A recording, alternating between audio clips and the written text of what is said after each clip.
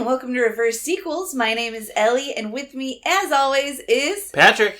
And on today's podcast, we are talking about Chud 2, Bud the Chud, Part 2, where we discuss the original Chud. Okay, sir. Okay, sir. Okay, sir. Reverse sequels. So glad you threw in the Bud the Chud part. So, Chud is about a bunch of monsters that live underneath New York City that have been mutated by illegally dumped toxic waste and are now murdering people. I might have to disagree with that summation. Why? I don't think these monsters were mutated by toxic waste. I think regular humans were mutated into monsters by toxic waste. Okay, Miss Semantics. Yeah. They were regular humans, now they're monsters because they were mutated by toxic waste. Look, we're in a horror genre. I think it's an important distinction to make. Yeah, because you could mutate a monster. Right. All right. I think they were regular homeless people mutated by toxic waste. Okay. Homeless Americans. What? Is homeless not the proper nomenclature? I was going to say, and others. Oh, I guess, but I don't think you even see really the others. That's true. Others just kind of die. No, others are, kind of victims. So, alright, there's just so much to unpack with this movie. This movie was oddly far and away different from what I could have ever predicted, but I nailed a lot of predictions. So, I'm in a weird place with this movie right now. Yeah, this is one of those situations where the sequel had really nothing to do with the original, but we guessed a lot of things. Yeah, but do we want to talk about that for a second? These were two vastly different movies. In every way. In tone, in genre, all the characters are different, and the Chuds are different. Yes. Chuds are completely different. Completely different. I looked on the internet to try to find what are the stories behind either of these movies, and I really can't find any explanation, because... Were they the same? No, totally writer? Different screenwriter. Yeah. Oh, also, you were right, it is a pseudonym. The guy who wrote the second one, whose name was like M. Cain Jeeves or something, total pseudonym. No, different writers, different directors. But yeah, in this one, Chuds are like creatures with glowing eyes and lizard hands. Yeah. And in the second one, it's just a guy with some makeup and teeth who acts like a zombie. Like, everything's different. He talks. In this one, the Chuds don't talk. In this one, the Chuds have green blood. Yeah, I'm at a loss. These movies were so different. The only similarities would be that the government... They both involve government experiments. Well, yeah, with the people through experimentation. But yeah, that's it. I mean, even in the second one, they kind of change what the experiment is. Because in this one, it wasn't an experiment done on purpose. They were just leaving a bunch of toxic waste in the sewers, and it seemed accidentally mutating people. But in the second one, they're like, oh yeah, we took Chudness that we discovered on accident and started putting it into soldiers? Right. So, I don't know. But let's just get into it. All right. Let's get into what we got right, because oddly, I nailed a lot of things about this movie. Yeah. You would think that I'm a diehard Chud fan, now I am. I am now, yeah. We talked about the tone of this movie being more serious than the second one. More of a horror movie, yeah. It's definitely a horror genre. We talked about this one being more cannibalistic than the second. Seeing it, I think we nailed that too. Well, I still have questions about whether they're cannibals, though. Did we see any people getting eaten? We saw decapitations, we saw bites. There was a bite taken out of that guy Victor's leg that I think... And that looked real, like it was part of a meal, yeah. Okay, all right, I'll give you that. We nailed it that it would take place underground. Well, and also, to be fair, I think I really only got that because I knew what Chud stood for. Because I don't know anything. I've never seen the movie. I didn't know the plot. I didn't know who was in it. But I knew that acronym because, one, there's a drummer for the Misfits whose name was Dr. Chud. And I remember back in the day looking up what's Chud. And then in the Jordan Peele movie, like, they talked about it. So I knew that it would be underground. If you didn't tell me, though, what the acronym was, I would have been so lost. So I think the underground and the dwelling, I focused on the dwelling because to me that helped form my prediction. Because I'm like, if you dwell somewhere, you live there, you inhabit it. Right. It's not just an accident. So that's where I predicted all of these homeless people. Lo and behold, in the streets of also New York City, we get this huge homeless population who are being attacked by Chuds and turning into Chuds. I laughed at you when I was like, how are the Chuds procreating? And you said, I don't know, maybe a homeless woman. And yeah, you were right. There's homeless people. I don't know if they're procreating with them, but... Right. Yeah, but the homeless element is there throughout. And we can talk about the soldier element, because I don't think that's... No, there was no soldier element. So we were wrong there, but we'll get into that. You just mentioned New York City, so we knew it would take place in an urban setting, New York City, and we were like, it's going to be the classic 80s New York, like wet streets, steam coming out of a manhole cover... And the opening shot is literally that. Wet streets, steam. I was blown away because I changed my initial prediction. I did like a 180 where I was like super soldiers in a small town. Yeah. And I went to New York. I went underground. I went homeless. Nailed it. Yeah. I also predicted correctly that we would have a long intro and then get the definition of a Chud. Yep. It's like 45 minutes in before we even see the word. This one is, I mean, it's kind of, I think, a classic, like, paced horror movie where we know there's something evil, we get hints at it, but they really tease us for a long time as to what is it. Man, when they finally show the Chud, I was so excited because it is a long time. It's like waiting for Jaws to pop out of the water. I thought it was well done. I also have to say, this movie did something that I appreciate. Okay. Classically. They brought it back to just body parts. Like, there's just chunks of people lying around. An arm, a leg, an intestine. It was gruesome. Yeah, there were some real gruesome parts. And it was old-fashioned in a way. It wasn't special effects, but it was really effective.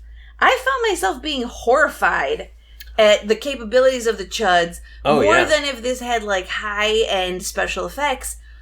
I was really, let's bring it back to the old ways. Leave a couple body parts scattered around with real meaty-looking pieces. Yeah, no, it definitely reminded me of like the kind of classic like 70s, 80s zombie movies. Even though this is not really a zombie movie, but like just, you know what I mean? Like, they went to the butcher shop. They got a bunch of real pig intestines. They covered it in fake blood. Like that real, like, what do you like? That real texture. Like, yeah, like tangible. Like it looks like real, visceral. Exactly. Messed up. It looks like real blood and guts. They even have a scene where a whole diner gets eaten off camera. Right. But when they return to it, the windows are shattered. There's blood everywhere. There's chunks of just human bits in the street. That. Thinking about what happened there was more horrific than showing it. Yeah. And man, they had some gruesome decapitations too. Well, are we gonna... We'll talk about that plot scene, because I might have nightmares tonight based on one image. One thing I got right that I predicted that one of the main characters would be a cop. Yes. Just seems like in these kind of movies, there's always a police officer who's kind of in way over his head. Yes. Like... He's a, you know, like he's a regular detective, and holy shit, he's got to deal with some supernatural shit. And in this one, we had the great character played by Bosch. What a great name. Well, he's not played by Bosch. His name is Bosch in the movie. Oh, now who's semantics? Yeah, that's called revenge. The guy was awesome. I looked him up. I'd never seen him in anything before. His name was Christopher Curry. I thought he was such a great cop. Great cop mustache. Great cop name, Bosch. Oh, and they use it so well in the movie, too. They're like, oh, it's I just love how they did it. Yeah. We mentioned this already, but no crossover of any characters at all. No, so we nailed that. Do you count right that there was a love story? Yes. Yes, because I said it would be between two humans and not a Chud.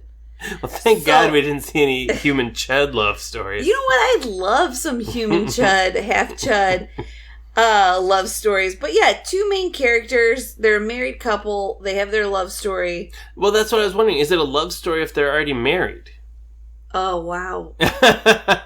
Such a cynic. Yeah, they're growing their family. They work together. Right. I guess it wasn't what I was imagining. I was imagining it more. I thought that the lead characters would be like teenagers. Instead, it's a 40-year-old man. But I thought it was going to be like a teenager falling in love, which I think you see more in a horror movie. We already went teen in Chud 2. So I guess the first one is... older, established. Yeah. I mean, all right. I guess it's a love story. They're having a baby. There's a weird like scene because this movie is like mostly plot. There's not a ton of character development. And there's a scene where they just sit down and discuss whether they want to abort this baby or not. Oh, are we going to talk about that scene already? I don't know. Oh my God. You never could have predicted. What? Yes, this was a never could have predicted. When did this movie come out? 1984. I wrote down how progressive is this movie. Chud is taking on the issues. There's a huge... Okay, so we should say the two main characters are... George Cooper, who's a photographer. And his wife, Lauren, who's a model. Lauren tells George, I'm pregnant. Just heard from the doctor. Yeah. She's like, but her career's a model. This could ruin her whole career. She's like, I don't know if I want a dad who's a zombie. Right. Oh, that was clever. But also because he's always working. He's so, obsessed with his work. And she's like, there's alternatives. And he's like, it's your body. It's your career. He's like, if I tell you to keep the baby, I don't want you to just keep the baby for me. Yeah. And they have this huge abortion discussion in the middle of Yeah. Chud. I don't think this movie was, ahead of its time. I think that we've regressed. I think people were more progressive in the early 80s. This was, 10 years plus after Roe v. Wade, so it's not like... Whoa! You know what I mean? I feel like people back then were more open about it, and it's now... more taboo or out of the movies? Yeah. Well, so here's a big question I have. We're going down this little garden path. Go for it. This is all part of it being a love story, so this is under the category of right. So he says, yeah, keep the baby. So now we know she's pregnant. Almost like in Fast and the Furious, I'm worried about all this physical activity she's doing, barricading herself from Chud. She's a badass bitch. She is badass. She's like Linda Carter. Wonder Woman? She's like the Sarah Connor? Sarah Connor. Yeah, she's badass. Way better than Mia in the Fast and the Furious movies. There's a scene where Chud invades the house, which is another terrifying scene. She's doing everything right in a horror movie. Yeah. That you never see in a horror movie. She sees the Chud in the hallway. She locks the door. She barricades it with a desk, the bed, another desk. She pushes against it. Yeah. The Chud, gets quiet. She's screaming for help out the front window. Yeah. She's doing everything you want a character to do, but this Chud gets in the house, so she's trapped. She's running around. She hides in the dark room. She throws chemicals on it, which causes its head to weirdly grow. Then she chops its head off. But luckily they had a sword in the house. The head, maybe in a nod to Chud 2, bites her foot. Wait, Chud 1 gave a nod to its future sequel? Or, Chud 2's nod to Chud 1. It bites her foot. Right. The disembodied head. Mm-hmm. And all I could think of... that baby's coming out chudded. Is she the mother of Bud the Chud? Wow. You just blew my mind. You didn't think that? No, because Bud the Chud's like a 40-year-old man and it's only been 5 years later. I mean, in movie production, we don't know the timeline. It doesn't flash on the screen. New York City, 1984. All right, I guess not. But it looked very 80s. Do you think she birthed Bud? Or was he created? Is that baby coming out normal, is what I want to know. No, the baby's not coming out normal, but it's not Bud. But also, they're playing in a lot of radioactive waste, so that can't be good for anybody. Everybody's going to be real fucked up. Yeah, that's for sure. That can't be good for anybody. Okay, well, that was that love story. That's where that took me. All part of the love story. And the other thing that I got right was that they were going to uncover a government conspiracy. It was a totally different one than I thought it was going to be, but they do uncover it, like, in the middle of the movie. Whew. We got a lot right. A lot right. We could talk about what we got wrong as well. I don't know if this is a right or a wrong. Okay. Probably more of a wrong. I predicted that they would kill the Chuds by firebombing them in the sewer. They go down there with flamethrowers, and then they eventually turn gas on to gas them all. Yeah. No, I think that counts. And there's a big explosion at the end that might have gone into the sewer, possibly. So I thought there might have been some firebomb elements, but that's on the line for me. I'll give that to you as a half right. But what did I get wrong? We don't see them eating rats. No, they kill a dog. These movies love killing dogs. Killing dogs. They don't eat any animals, really. And we don't see a Chud kid. We don't see Chud families. Well, in a way we do. We see this homeless woman, her brother has been bitten by a Chud. Yeah, and she defends him even though he's chudding out. Hard. One thing that I got wrong that I'm sad about is that we don't get Chud gags. Because I thought this might be a little comedic, like the second one. No. We don't see a Chud driving a taxi, being like, oh, mistakenly driving a taxi or running a diner. No. Chuds on the loose. No, there wasn't really any comedy at all, really, I didn't think. No, this movie's not even funny. No, not even, like, I was expecting maybe it'll be, like, unintentionally funny, like, it'll be so bad that it's funny. But I don't know, I actually thought it was pretty good.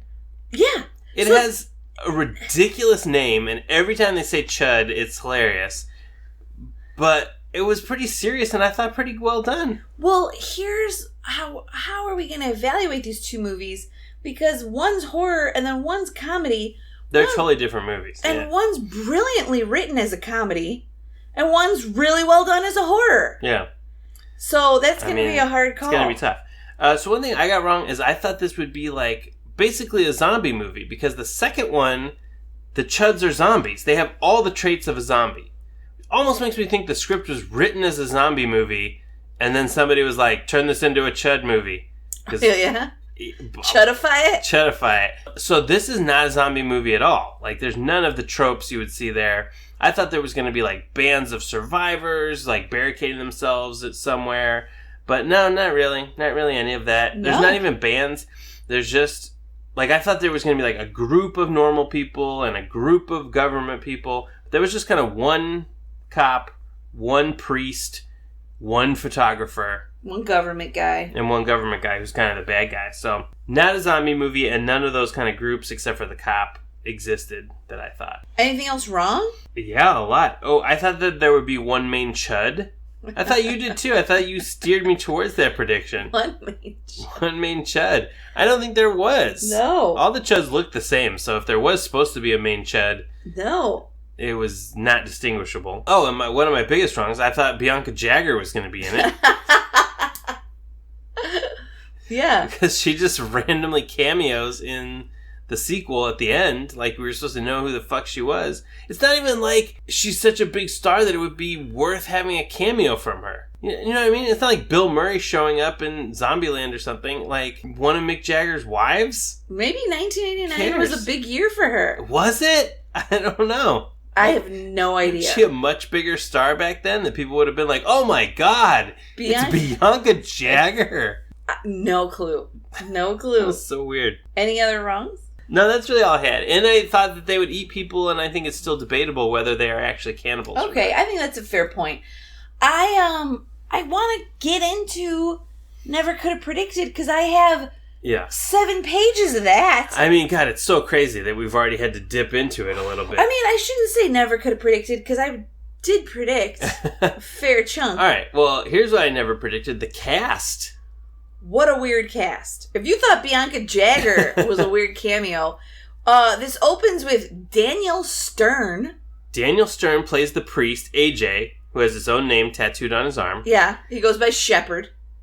He's like a hippie priest. Yeah. And then the photographer is John Hurd, most famously who played the dad in Home Alone. Yeah. Which Daniel Stern was also in. Which now I have so many questions about the set of Home Alone. Did they reminisce about their Chud days on the set? When we first saw that title card, I wrote down this clever note. Oh, I can't wait. Chud Alone.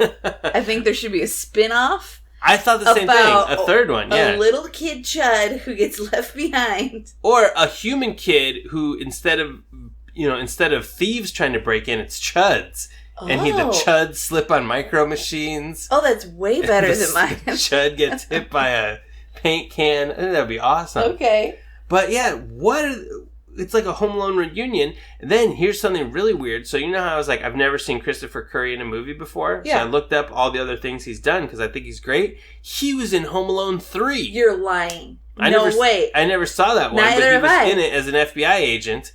And I was like, what is up with the Chud Home Alone connection? They're a family. They're a Chud family. I looked it up to see if like any of the filmmakers were the same, like was Chud Chris Columbus's first movie or something? But no, it's just a weird coincidence, I guess. Well, I found an actor that I knew in this movie that you always say... Holy shit. You're like, no, that's not a person. Oh, I thought you were going to talk about the diner cop. Well, I was about to, because that's how I found out who it was. So, I immediately recognized an actor by the name of Sam McMurray. Sam? Sam McMurray. No, I don't believe you. I've never seen that guy in a movie ever. Yes, you have. He's in A League of Their Own, a little show called Dinosaurs. But there was no humans in Dinosaurs. What? It was all dinosaur puppets. How would I know him from that? You just know Sam McMurray when you see him. I didn't. And I'm like, I know that actor. I had to look up his name because he's in everything, but he's one of those names that slips through your fingers. As I'm looking at the cast of Chud, a little name pops up by the name of John Goodman. I couldn't fucking believe it when he showed up on the screen. You knew. I can't believe you held it in and didn't tell me. But I only knew for like 20 minutes before you did because I looked up that actor's name and I saw that cast spoiler and I was like, when is this going to happen? Blew my mind too because he's playing a New York cop. Yeah. So he throws on this half an accent. He's got a real weird accent. Where he's like, oh, nice legs, broad. And I'm not buying his New York cop. I'm not buying his accent, but I'm buying his acting. I thought he was so good in that one little scene, and I was like, holy shit, like, that guy's a star. Cast you could him. tell, even in, like, it's like there are no small parts. Damn, John Goodman just tore the house down. Also, the other cop, did you recognize him? No. It was Jay Thomas, who was like, he was on Murphy Brown. He was like Carla's love interest on Cheers for a while. Oh, really? Yeah. But no, John Goodman. But the cast of this movie is outrageous. And then two things happen right away that I'm really perplexed by that I just want to talk about. Okay. The opening scene, a woman's walking her dog and gets sucked into a sewer and has a blood-curdling scream. Yeah, great opening. Setting the tone. The next morning, a street sweeper comes by. Her shoes left. That's the only evidence. It gets swept away. I thought that was just the opening. No. That is incredibly important to the plot of this whole movie. Yeah, it turns out that that's Bosch's wife. Yes. Yeah. Bosch's wife was taken by the Chuds. And I mean, that's how this normal cop gets really dragged into this, because the Daniel Stern has been reporting homeless people going missing and nobody gives a shit. Yeah, which I love the social commentary. Oh, somebody important went missing? Yeah. Yeah, my wife. And Bosch has kind of been keeping it secret, like fudging the numbers. He's like, yeah, we've known there's been like a lot of disappearances from this district. Right. But now my wife is gone. I can't sit on this any longer. Okay, so you thought that's a way to get him into it. No. She comes back later. Whew, yeah, they find her. Drudge her up from the East River or something. The East River, yeah. And it's just her head. And focus in on a 10-second clip of a East River head. Who made this? This was a monster mask on the Hollywood level of like a Rick Baker head. Focused on it. I was traumatized. Yeah. I might have nightmares. That's one of the things I really love about like 80s horror movies is like a lot, like, movies you've never heard of, like, low-budget movies, they sometimes had, like, great special effects. Or just realism that maybe now with... Maybe, like, yeah, with CGI, it just doesn't look as real. It doesn't look as real. Wow, that's horrific. Yeah. And Bosch had to see that. God, yeah, to look at his wife. And then, then, like, the next scene is him in a bar, and he's, like, drinking, and his 2 cop buddies are with him, and one of them's like, how about we take you home? And he's just like, home. Well acted. Oh, then he did acted. A monologue about his wife. Bosch confounded me in the beginning, because he's like, my wife's missing, and he seemed real not broken up about it. Well, he's a tough cop. He's keeping it all in. But his wife's missing. Now he finds her head. Then he starts unraveling. Oh, yeah. Big time. But that was a crazy scene. The scene that's really going to give me nightmares was Lauren in the shower. And I guess, like, the whole scene of Lauren being home by herself. Because Cooper goes into the sewers to look for Chuds or whatever. And she's just at home chilling, newly pregnant. She goes to take a shower. And then the drain stops up. And she, like, starts digging in there with a hanger. Yeah. Which, already scary, because I hate pulling stuff out of the drain. That's already gross. And then, like, just an explosion of blood comes out of the drain. It, like, soaks her soap and her face. It gets everywhere. Oh, that really creeped me out. The whole scene was suspenseful, well laid out. Here's something. This is a total... maybe side piece, but as we're going through this movie and the characters, Lauren's there, her husband is George Cooper, played by the dad from Home Alone, and he had done this piece on, homeless people, underground dwellers. Right. He's a photographer, and he keeps getting phone calls from another journalist named Derek. Yeah, I think it's like his editor. Do we ever see Derek? No, never. There are a lot of odd characters that I was like, why is this guy here? Very unnecessary So we characters. never saw Derek. Then there's this character Murphy that pops up later. Yeah, he's like a freelance journalist that's trying to get a scoop on a story. Real unlikable, real unnecessary. Then we get somebody I just called Pretty Boy. So I had to look up on Wikipedia who he was supposed to be.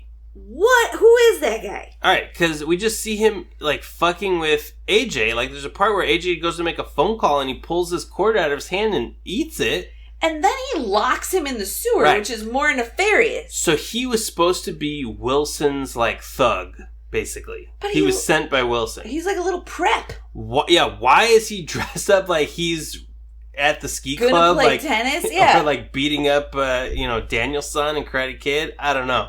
But... that's just what people look like in the 80s, I guess. I don't know. I had him called Pretty Boy. So there were just like these odd orbiting characters that I want to get rid of. That one was real weird. I don't want to talk about... I don't like Murphy. I don't want to talk about his storyline. I think he was just there to get eaten by a Chud, and that's it. I don't want to talk about Derek. I don't want to talk about Pretty Boy.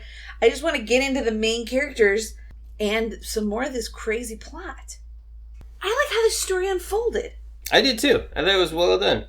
A homeless bag lady tries to steal a cop's gun, which is a crazy story. A photographer was doing a story on the underground dwellers, so he goes to bail her out because he wants to do a follow-up story, but all the underground dwellers are disappearing.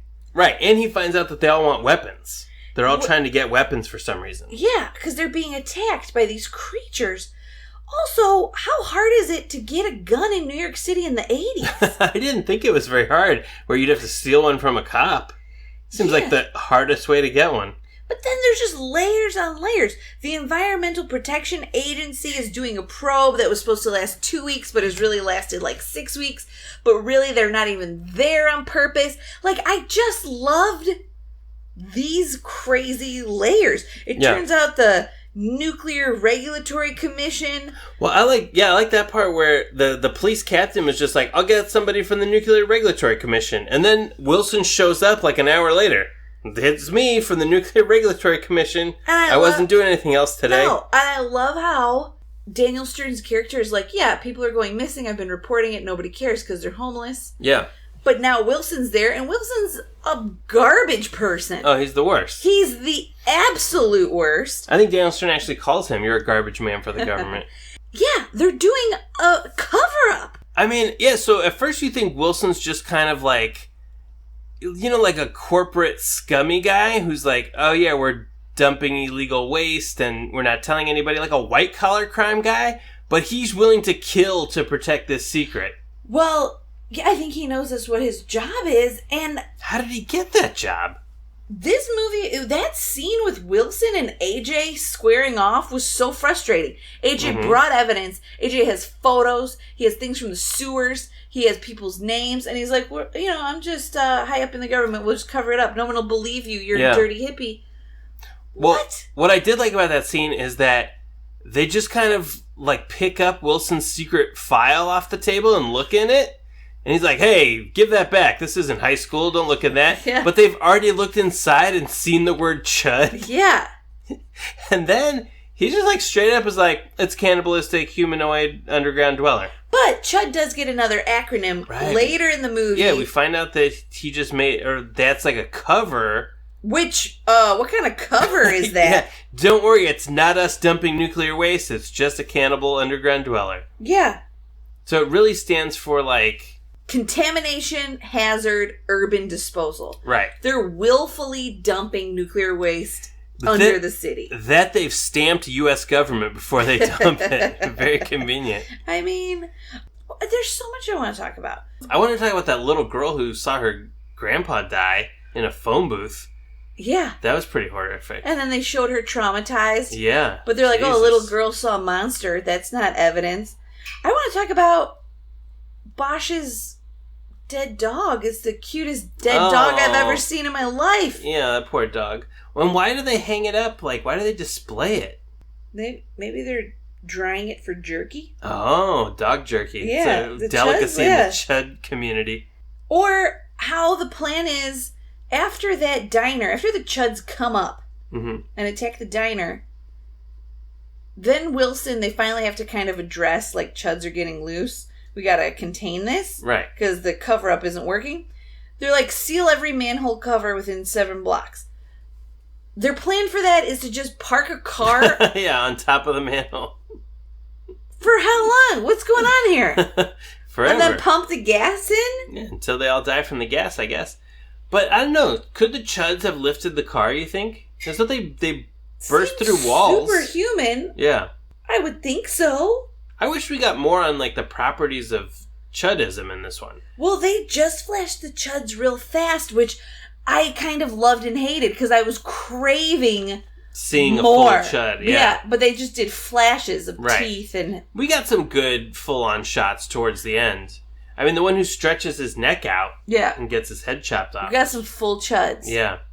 No half Chuds. Great.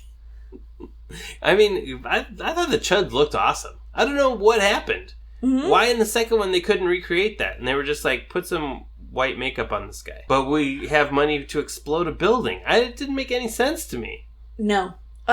Here's a question. At the very end, is Bosch dead or alive? That's a good question. I think he's alive. Because Wilson shoots Bosch. And I was shocked. I didn't see that coming. You didn't think Wilson had it in him? No. As Bosch is like saving AJ and George Cooper, but then AJ shoots Wilson. I mean, AJ for a priest is an amazing shot.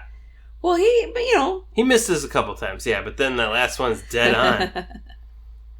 And then Bosch says, good shot, so he didn't die immediately. Yeah. So I like to think he's still alive. But there was just an abrupt ending. I thought we'd get some closure.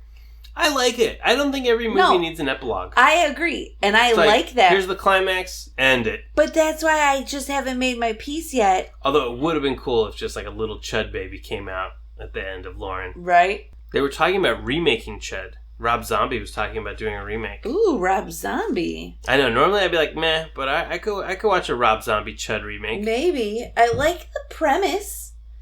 But yeah. I want to know why they decided to make a sequel. I don't know if I've ever asked that question before. Yeah, because the first one didn't really make money. It was sort of like a cult classic, but it's not like it was a big hit. I really don't know. I want the whole story on why they made a sequel, why it had nothing to do with the original. But I don't know. I couldn't find anything. If anybody knows the story, please let us know. But both equally great movies. So are you in their ready own way for our 2 big questions? I'll try. Well, let's start with, Which did you like better? The movie you predicted or the movie that you saw? Oh, we're going to start with that question? Yeah. Okay, I'll go with the movie that I saw. I mean, because I was predicting that it was going to be a predecessor to the second one, and this was so totally different, and I thought better. Okay. I mean, I should say better. Better than I was predicting. What about you? I'm going to go with the movie that we saw also. I thought it was a great horror movie. I predicted a lot, though. You did, So I feel pretty good about that. But I liked what they did. I liked how different the Chuds were. Yeah. I love seeing a movie of old New York City. Yeah, that was really cool. An 80s New York movie, so good. Yeah. I love seeing an old horror movie with just chunks of flesh. I mean, I thought they did a great job. Yeah. All right, now, what did you like better, Chud or Chud 2, Bud the Chud? Oh. This is really hard, because how do you compare apples and oranges? Right. They're totally different movies. Completely different. Have we ever had a movie that came this close? Well, I shouldn't say came close, but like we're so dissimilar? I feel like there's been like a few... Like Best of the Best was a lot different. One was like a karate tournament movie, and the next one was like an action movie. But they still had some same characters. Yeah, they had all the same characters. Yeah, what had... Well, I guess Philadelphia Experiment that we just watched, that had kind of... No, but even that was the same main character. There's some continuity, I feel like, in everything we've seen. Right, like Black Magic and Black Magic 2 had totally different characters, but same cast, same themes. These were two different movies. Even the titling, Chud and Bud the Chud. It's a comedy and a horror. I can't think of anything that was so different. So, what did I like better? Oh my god, Bud the Chud was hilarious and fun and funny and ridiculous. But Chud was a great horror movie. Yeah. I don't know. I'm going to have to default to, maybe not the fairest criteria, but I'm going to default to which one would I watch again. And I'd have to go with Bud the Chud. No. I think I have to. I know the first one's a better movie. I know that Bud the Chud was not good, but it was great. I loved it. I would watch it again right now. See, this is like the honey dilemma. Classic. The better movie or the more fun movie. I think I gotta give it to Chud. Okay. I mean, it's respectable. I am more horror, but that being said, I would like to evaluate these movies separately. Yeah, I mean, they really can't be compared. So that's interesting. Okay, I like that we split the difference. That's fair enough. All right. Tell them what is happening next. Well, next, guys, we are going on a brief hiatus. Hopefully brief. While we create our own sequel. A baby. Yeah. Lil Chud. I mean, we're not 100% set on the name yet. I think Chudlet is a good name. So, yeah, I told a friend that I was hoping we could keep the podcast going with a newborn, and he just straight laughed in my face. Yeah. So we're probably going to have to go on a hiatus, but we'll be back. Yeah. Right. So, if you find yourself yearning for some reverse sequels, we have 90 plus episodes you can go listen to, and we're still taking recommendations. Definitely. All right, as always, I'm Patrick. And I'm Ellie. And I'm Chudlet. This has been Reverse Sequels. Until next time. Bye. Bye. Reverse sequels.